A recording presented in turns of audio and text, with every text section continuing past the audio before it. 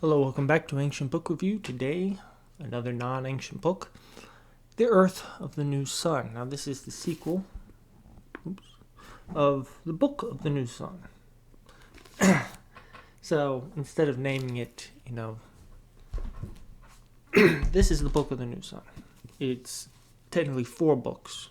They print them now in 2 books. So this is Shadow, Claw, Sword, Citadel. Read these first. You must before you read this. This is a sequel. If you don't read these and in order, you will be confused. However, it is worth it. This is a good book. It's a little bit shorter than even one of his other copies. It's about the same as half of the Book of the New Sun. This one is a bit different. There's a lot of similarities. It's the same character and everything. I've heard other people say it's not the same character. Technically, that's kind of true for half of the book, but for all intents and purposes, it's the same character. It's Severin. It's good. Should you read it? Yes. If you have the mental capacity and time to go through and read these, and you like them, then read this. Now, this is a lot more the sci-fi sort of quantum physics and a lot of heavy mythology and it's mind-bending. This is not an easy read. This is not a light read here. The other one, it touches on those sorts of things certainly, but here he really goes off, especially in the second half. It's fantasy world of it's based on reality, which is quantum physics, which if you understand makes all of this make it a lot more sense. But it's understandable otherwise. He just used a lot of allegories and whatnot. Basically, in here, first one, he becomes by the end of the second one, he becomes Autarch, which is the king of the world, basically. So the first one and second one are him just becoming the king of the world, basically. But really, it's the Book of the New Sun. So I'm going to go into a little bit of spoilers now, which I don't normally do, but I will. Book of the New Sun is the story of Severin, who is a torturer, by training at least, and executioner, basically, right? And it's his wild, fantastical journey through, and this all takes place at the end of the world. The sun is about to die. The whole theme of these books, and especially this one, is the sun is about to die. Right? The sun is about to die, and Earth with it. It's mentioned time and again about how old Earth is. This takes place, I don't even know, 200,000 years in the future or something. 1,000,000 years in the future.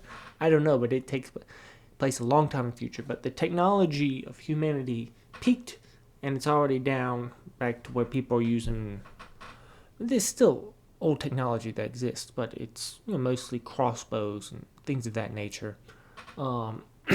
Think 1700s sort of technology, more or less, for the majority of people. Although there is still AI and everything. And this was written in 1880. Okay, so this is not. So this is a little bit ahead of his time, but all the science is still there. So apparently, Gene Wolfe, big fan of science.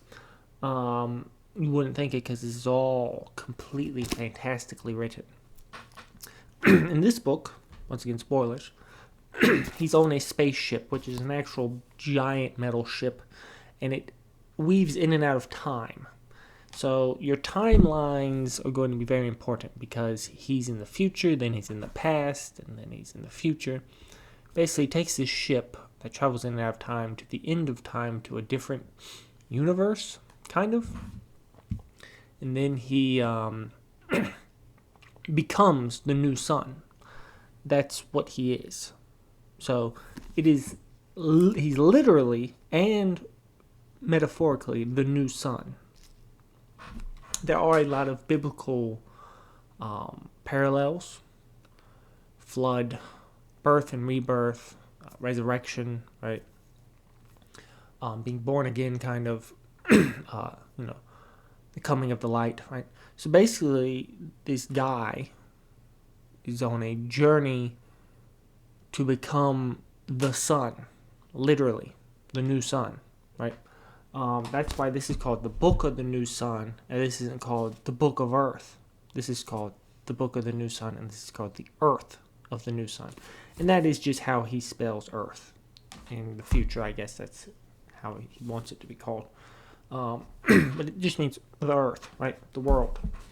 So he becomes the new sun, replacing the old sun, which is also a person. It kind of personifies the sun. It's really weird and mind-bending. And at times, even I've had trouble. Why is he talking? Oh, yeah, okay, I get it. Because it's a dense book. If you want some light reading, I advise some Jack Vance. Excellent light reading. I just finished Big Planet, which I'll do a review of later. That's good light reading if you're looking for something a little lighter. This is dense, but well worth it. It is very fun to read if you like going past the depths, because this is not a normal book. Right? This isn't the Notebook. This isn't this isn't even another. This isn't even War and Peace. This is like, it's where fantasy and sci-fi kind of blend. Although, what is the difference? There is a difference, but what's the difference between fantasy and real life? Well, it depends on your perspective. Some may say there's not much.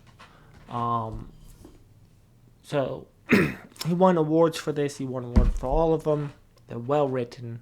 Gene Wolfe is an accomplished writer. He's written dozens and dozens of books, all of them very good quality, winning awards left and right. So, after reading this, there are 2 more books, which are also divided into other books, 4 books each. So, this one's just a standalone sequel to this one. Book of the New Sun, and you have to look up his bibliography if you want to get the full breakdown of his stuff, which I advise.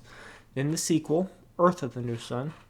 Then there's Book of the Long Sun, which is divided into 4, which I just ordered, which can be expensive. Then there's the Book of the Short Sun, which is also, I believe, in 4 books. No, that's in 3 books. Green's Garden, Blue's Ocean, and Return of the World.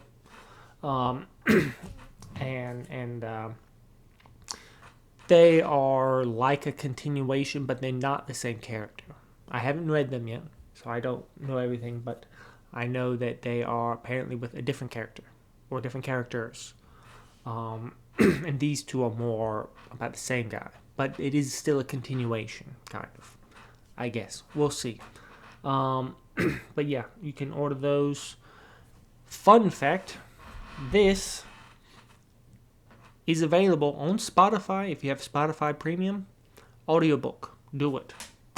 I read this, the first half in the book, and then I found out that they had the audiobook on Spotify also. So I finished it off in audiobook format, which was very well spoken and read. It changes voices for different characters, emphasizes and stuff. It's very dynamic audiobook. So if you want to take the audiobook route, get Spotify Premium, bingo. You get all of those that I just had. It does not have Book of the Short Sun and Book of the Long Sun, unfortunately. Although it does have the Knight and the Wizard, which are 2 other books that I plan on reading by him. That being said, 5 out of 5 stars. It is not for everyone, though. If you're not good at, you haven't picked up a book in a while, I'd start. Big Planet would be my start. Yeah, Big Planet's well written and everything. I will make a video on that. That's more entry level. If you want to work your way up to this, That's probably where I'd start in some other fantasy books. But it's not too bad. If you read the first two, read the Book of the Long Sun, you should.